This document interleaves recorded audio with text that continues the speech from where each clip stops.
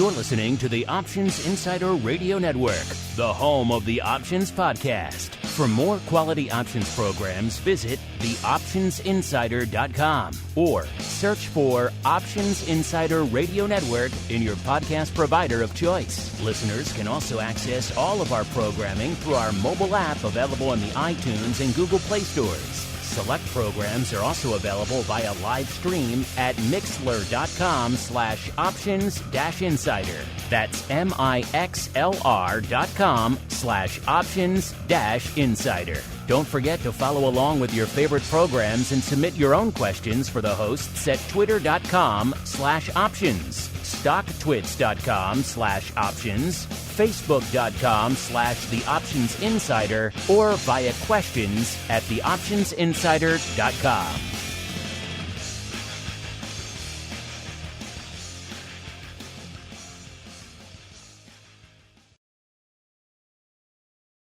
You wanted it, you got it. A radio program that helps teach you options trading inside and out, basic to complex.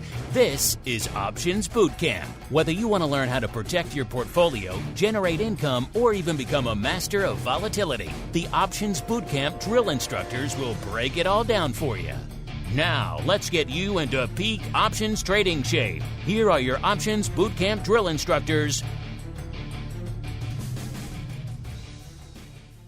All right, everybody. That music means we're back. It is Education Wednesday. Time for a rare double dose of Options Bootcamp in your ear holes. All of our pro members can join us live. Listen to them both back to back. Tell you what, we'll even be nice, and we'll cut together that second one so you folks who have access to the pro feed can get access to that a little bit earlier there. You don't have to wait another week for the other episode. Otherwise, you get your second episode next week on your usual schedule there. You want to learn more how to get access to all that good stuff and a whole bunch more. Theoptionsinsider.com/pro is the place to go to kick the tires and light the fire, especially for all of you folks out there who are just deluging us with questions. This show in particular is a glut of questions, which we love. It's kind of what the show was designed for.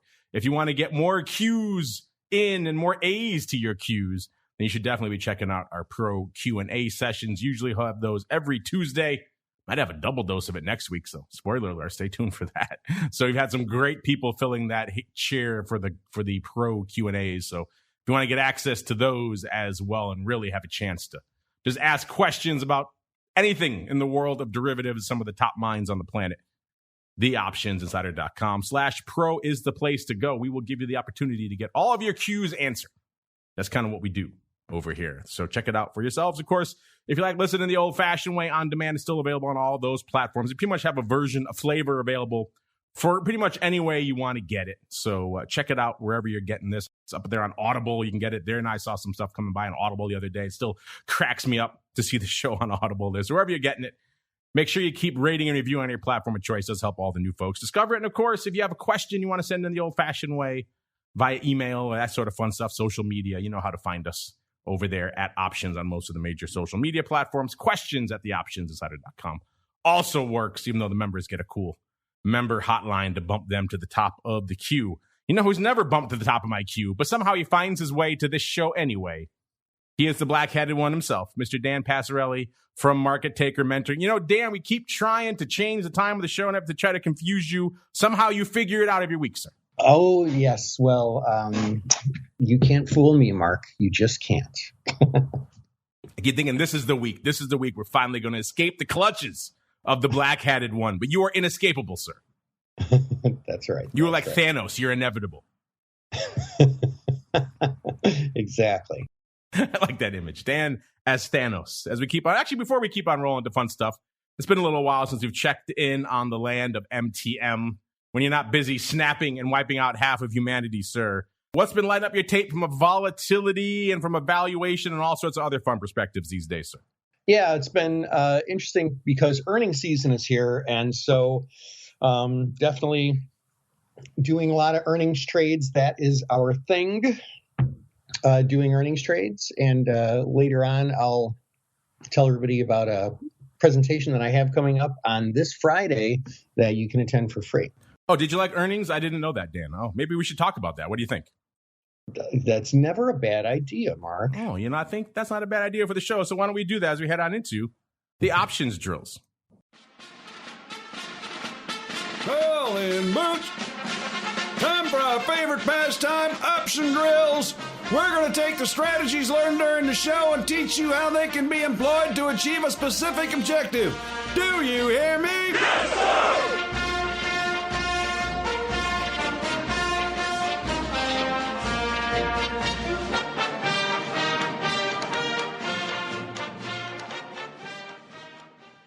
It's always 4th of July here on Options Bootcamp. Even though we are still in July, only 10 days away from that, so I suppose it's still acceptable. It's more fun when it's like the depths of January and you hear that. Makes you feel like summer and fireworks and all that good stuff. Welcome to Options Drills, a portion of the show where we discuss some options concept or technique or, something we can explain to you and how you can utilize it in your own portfolio. Explain kind of how we use it as well, which is kind of the point of the segment. Today's topic, joking aside earlier with Dan about earnings and all that fun, was actually inspired by a question from Mr. Kim. Mr. Kim wants to know, well, first off, he says, hello. Our fans are so polite. Hello, Mr. Kim. Says his question is for Options Bootcamp. Well, you passed the first test, Mr. Kim. You sent it in to the right show. Well done. We have a lot of them there. I know it can get confusing sometimes. He says, I would like to know Dan's thoughts on trading options during earnings season. Is this a good road for beginner options traders? Interesting. Couple of questions baked in there, Mr. Dan. You kind of just touched on it, but give us your general thoughts on the utility, the good, the bad therein of trading options in this crazy time of year known as earnings season. And then the second part of his question, what are your thoughts on this strategy, this approach for beginners, aka a lot of the audience of this program, sir? So the earnings system that we use it's our strongest system. It gets us the best results. That said, is it for beginners? It's a little bit more of an advanced strategy, but we have just like a basic class that can catch you up real easy. So like trading earnings, it's something that I never used to do in the past, but now do all the darn time. And it's really, it is the best system that we have. So I'm curious, I'm sure Mr. Kim, a lot of our listeners out there are curious as well. What was it that brought you to the dark side of earnings season? Because as you said, for a lot of people, this is a contentious topic. A lot of people think people should maybe stay away from this. I've said before on this network, it's often a crapshoot when you're coming into this. It can be very difficult to trade earnings productively and successfully over time. So what was it for you, Mr. D, that really lured you to the dark side? Well, it was actually a pretty funny story. This is maybe 5-6 years ago. I found myself on the phone with a producer from Bloomberg Television, and he wanted me to go down to the trading floor and interview me. And it was the first time I'd ever done anything like this. And I was really excited. I was like, oh man, this is going to be great. And he goes, well, here's what I want you to talk about. Apple has earnings coming out tomorrow. And we want you to give us a trade idea on how to trade Apple earnings. And so I was just like, oh no, man, really? So it was an effing producer who, see, that's what they love. All they want is that kind of quick, easily consumable stuff for their audience, right? And that's so they lured you to the dark side. It was their fault. Yeah. But I mean, as soon as they asked, I was like, oh no, man, like I don't do that kind of thing. Like, geez, how, I don't know. And so I went because, if I'm going to talk about a trade on TV, I'm going to have it on, right? And so I went over to my computer and I was like, what kind of trade can I do here? And I was like, straddles are always overpriced going into earnings. Credit spreads are dumb, too much risk. You can't guess direction on earnings, so I can't buy calls or buy puts, plus they're too expensive. And so I looked at a time spread and I was like, holy cow, this is great. And don't get me wrong, like not all time spreads are just incredible opportunities. But when certain criteria match up, man, they're really, really great. So it's Bloomberg's fault, Come on those shows. They always throw you some sort of curveball where they want you to talk about some random thing that A, you don't talk about, and B, for some reason they really want to talk about. Nothing but AMC all day long these days out there. Interesting. I did not realize that was the genesis of your earnings volatility. And just to reiterate for our audience there, you're still not advocating this for, let's say, your what's a call, what's a put kind of trader. This is more of a 201 kind of thing. Yeah, it's a 201 kind of thing. There's a couple of nuances in volatility that are important to get down.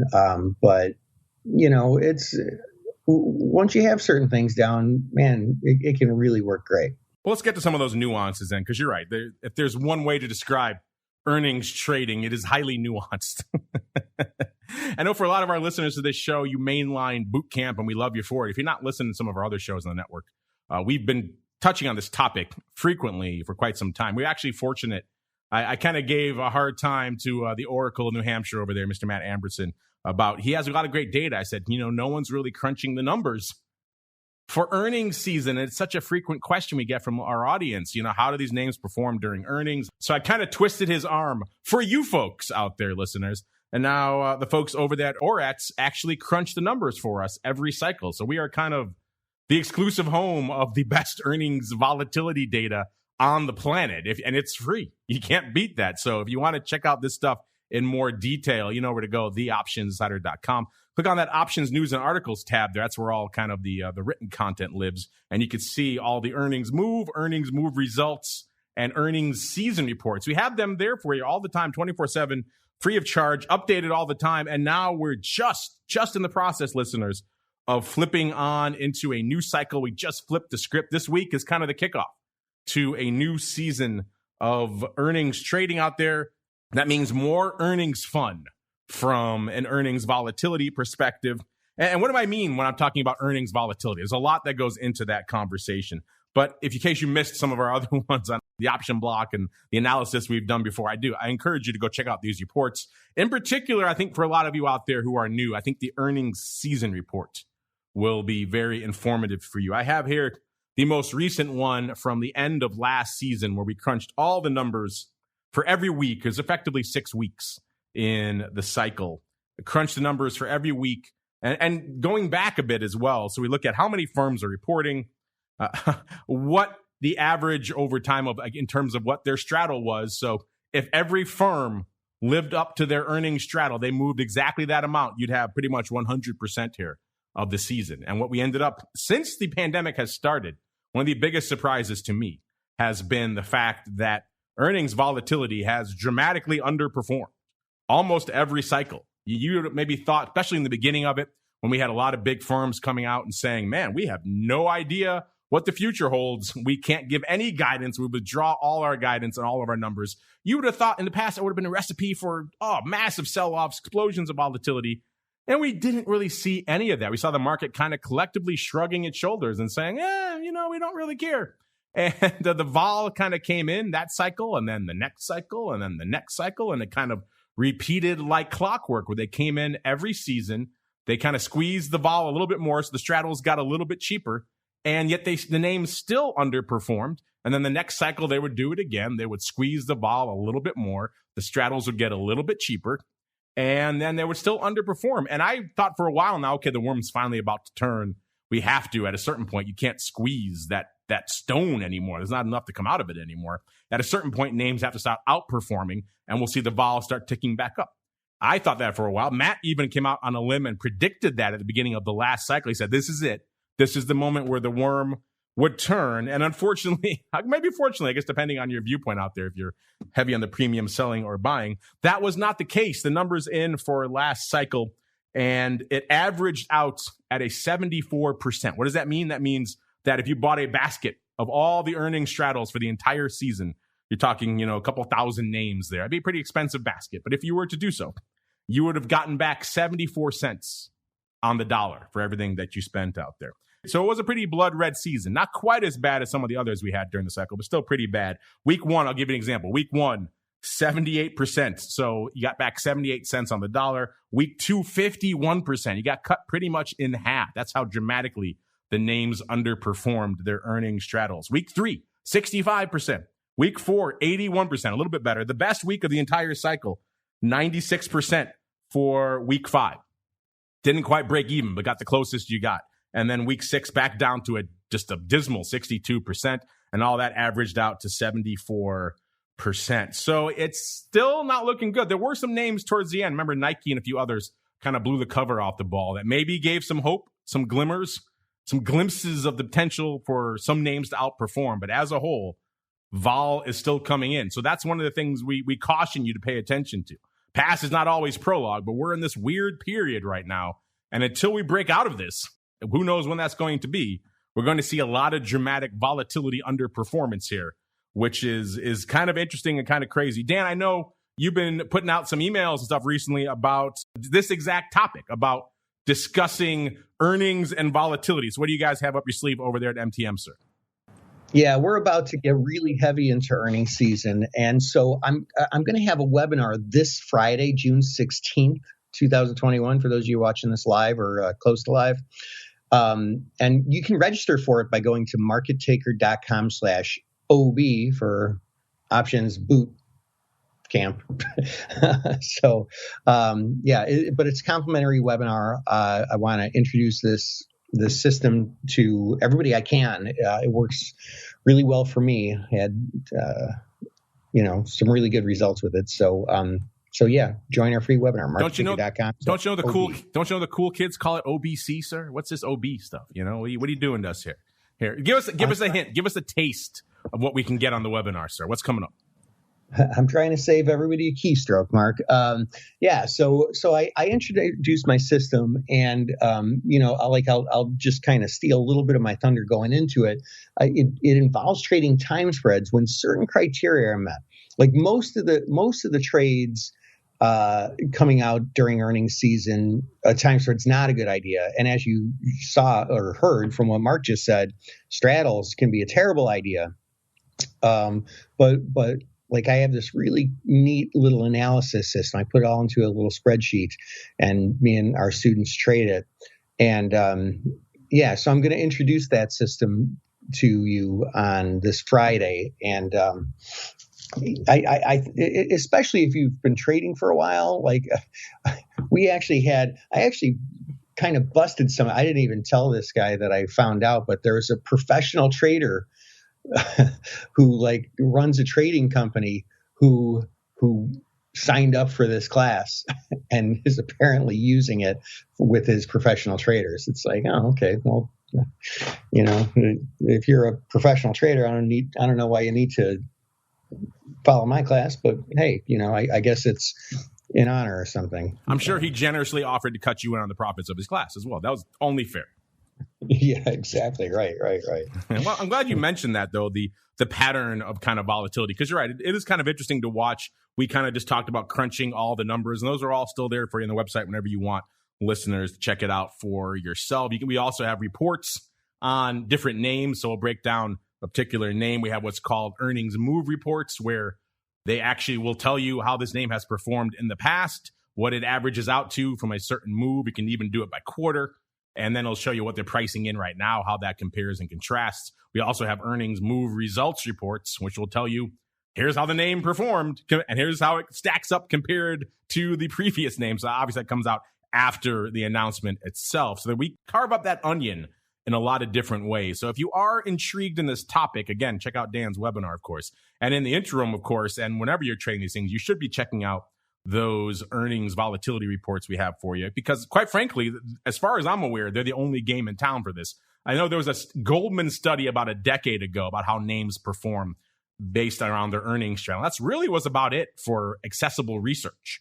And so this is kind of the only game in town, and we're kind of giving it to you for free. We're probably screwing ourselves over. We probably should charge for it, but we're giving it to you for free because we like you folks out there. So if you are intrigued by this topic, you want to get more into detail on it, on a particular name, for example, you owe it to yourself to check out those reports, because chances are they're doing thousands of tickers. Chances are your ticker is there, and you can probably learn a little bit more, at least about the history and how it's performed in the past, and that might give you some frame of reference for how to set up your trades going forward. Let's talk about that pattern a little bit there, Dan, because in traditional earnings season, they're usually, and I use usually in quotes because, earnings season is always a bit of a crapshoot, but usually what happens is going into an event, you have the announcement of the date of the announcement announced ahead of time, right? And usually there's some sort of guesstimate even before then of when that announcement is going to be. So very early on, you're going to see usually a little bit of a blip, a little bit of a distortion in the volatility term structure. What is that? We always talk about volatility skew. That's the shape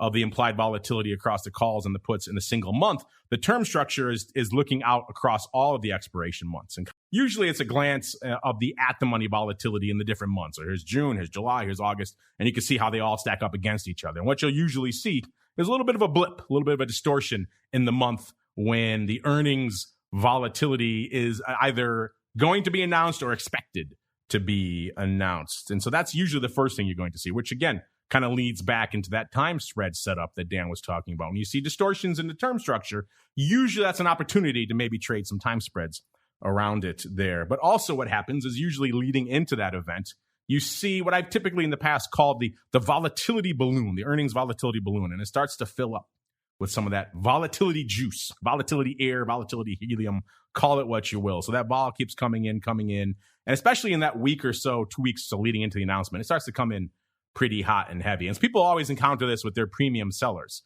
heading into the announcement. They'll sell a bunch of premium, maybe a week or so, or even a few days for the announcement. And they'll write to us saying, hey, why is my juice not coming out? Why am I not getting my juice? And we'll always tell them, well, you're 2 or 3 days away from a big announcement in its name. So you may be getting the decay might be coming out, but it's getting offset by the vol that is racing into the name to kind of replace it. So typically for that period, it makes it a little bit dicey on the premium selling side. Now, what typically happens if the earnings plays out as normal, you go into the event, the announcement is made, and then barring some big surprise to the upside or to the downside, that volatility balloon tends to pop. And all that vol that had been racing in the weeks and months leading into that announcement comes flooding out. You can see anyone who's ever been caught on the wrong side of this knows what it feels like, and it is not fun. It used to be challenging would be out there making markets in the days immediately after the earnings announcement that morning, because it was just a race to get away from the volatility as fast as you could. It was always pretty impressive, the levels you could maybe sell things for in the morning versus, let's say an hour or two later. The vol collapse would usually be pretty aggressive. And so that's the typical pattern that plays out. Dan, would you say that's kind of what you've observed as well? And what are your thoughts about that, either from a term structure perspective or from the volatility leading into the announcement and then coming out of the announcement perspective? Yeah, Mark, it's really interesting. And yeah, you're exactly right. Like if you look the week leading up to earnings, for example, it's like, there's no time decay. These options are, at the exact same price, and it's because the time decay actually does come out, but the implied volatility rises. And that term structure of volatility presents very interesting opportunities.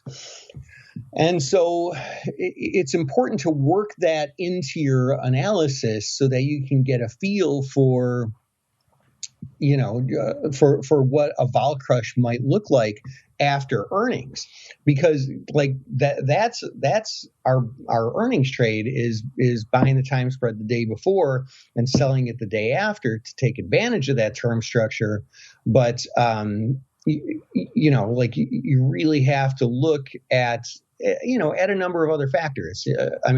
No good long-term successful trading is ever like, green line, across the red line, let's buy it. And it works every time, So it's important to do a full analysis, but when you do, man, all the data is there.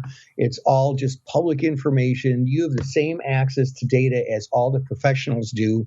And with this system, you can take advantage of it better than most professionals do. That's a good point. I did forget to mention, I do believe Matt and his team also tried to anticipate the expected vol crush after the announcement as well. They use kind of past historical analysis to try to come up with that. So that's also a little interesting nugget to look at there. How much of a vol hit is expected immediately after the announcement? Of course, if you're going in crazy long premium, something you probably want to pay attention to out there. So again, this is kind of an overview right now of earnings volatility trading. I know Dan's got his big webinar, and I want you folks to check that out later this week if you want to get more detail on all. Speaking of detail, really quickly, Dan, I know you put out a fun video recently. You guys just check out Dan's videos if you haven't. He puts them out all the time. You put out one about Apple options during earnings. Any interesting nuggets you want to share with our audience on that one, sir?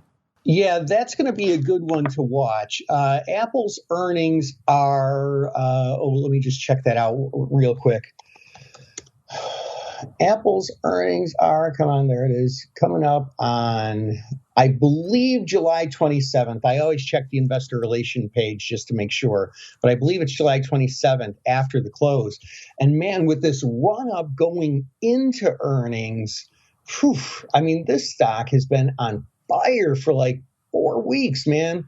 I'm really surprised. I have to keep rolling up my covered calls on this darn one, but stocks like Apple can be a little bit tricky trading our earnings strategy just because you can get such a gigantic move, which can get a little bit tricky, having a time spread on. So Apple and Amazon and Facebook, like those, you really have to scrutinize and really run the numbers, or else you can get run over pretty easily. But on the other side of that, what's nice about those stocks is that they're so liquid, is that their bid-ask spreads are so tight that when the numbers line up, holy crap, man, like those are the solid ones that you really want to jump on. Well said, sir. So just summarize our thoughts here on trading options around earnings. Going back to Mr. Kim's question, I don't think either of us think this is a good road to go down for very beginner options traders, which again is the lion's share of the audience of this program. So we're speaking to a select few already here. Most of you should pay attention to this and listen to this, but probably put it in your back pocket for when you get a little bit more acclimated, because we're talking about strategies like time spreads and things that are usually more advanced. That are the ways you can play earnings. And one of them is to, of course, try to take advantage of that term structure distortion that is caused by earnings event. If you don't know what those words mean, you probably should avoid these strategies or check out some of our archives to learn a little bit more, where we talk about volatility surface, volatility term structure, and skew and all those things in a little bit more detail. Other ways people like to play earnings, we talked before about how that volatility decay sometimes doesn't come out, or if it does, it is offset by the vol coming into the name. So that could maybe set up some interesting trades in the week to week and a half before the announcement. Maybe you put on something on the longer premium side and you get not quite a free, but a much lower cost swing at the bat there for a few days there. And you take it off before the event itself. So you don't ride over the falls. You don't ride over the event itself and have all that vol come crashing out and destroy your trade. But you get a few days, maybe even up to a week of time on a trade there where it's not really going to cost you a lot. So if you do get in a little bit of a move in that period, it could be an interesting way to trade. So there are some ways to approach earnings that are smarter than others. Just going in, loading up whole hog one way or the other right before the announcement, riding things through the announcement if you don't have something else against it, like some sort of spread or something else like that. Those are usually quick roads to ruin because, as most pros will tell you, if you just crunch the numbers, and we have for a lot of the names, earnings, just straight up trading, just buying or selling premium right before the event, that's pretty much about as close to a crapshoot as you're going to get in the options market. Over time, the premium sellers do all right, but then there's those moments, like look at Nike just a week or so ago where they, blew the cover off the ball, 3-4x their straddle. You get a few of those every cycle, and there always are.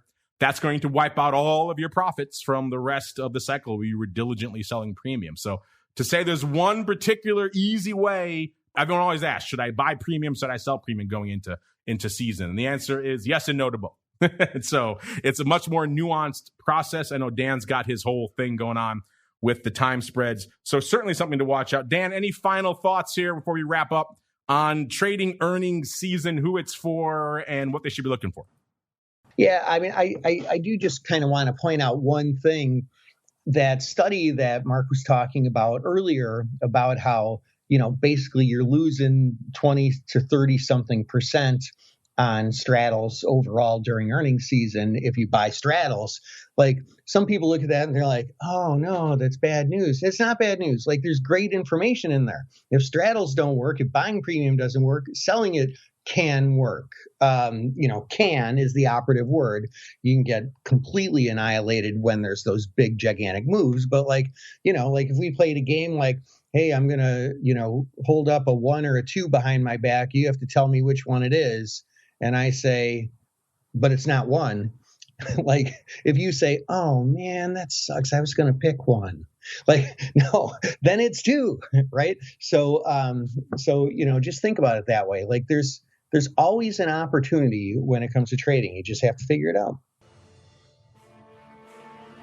Well said, sir. Unfortunately, we have to leave it there for this week, but I know a lot of you want to get at us with questions. We're going to do a whole bunch of that next. Listeners, everybody on our pro side can listen to us. Do that right now, and the plus side can listen to us live and do that right now. All the pro folks will get it cut into their pro feed early, so you get access to it. If you're listening after the fact, you'll get it next week in your hot little ear holes. But before we go, Mr. Dan, give them one more plug. Where should they go? When should they go to check out that earnings trading webinar, sir?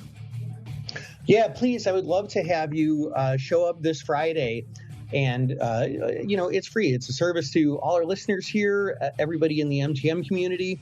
Just go to markettaker.com/OB. Market, like stock market, taker, like take what is rightfully yours, 2 T's in a row, markettaker.com/OB. Love to see you there. And whatever you do not go to OBC. That will not work.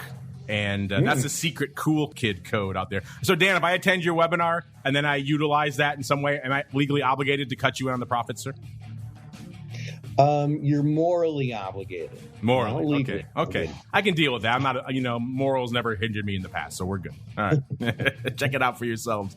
Markettaker.com/OB. Don't go to OBC. Go to OB out there. OBC is something else entirely. And, of course, you know where to go on the pro side. Stay right here. You'll be listening to the plus side. You'll be listening to us answer your questions. Otherwise, we'll see you next week for all the A's to your Q's here on Options Bootcamp.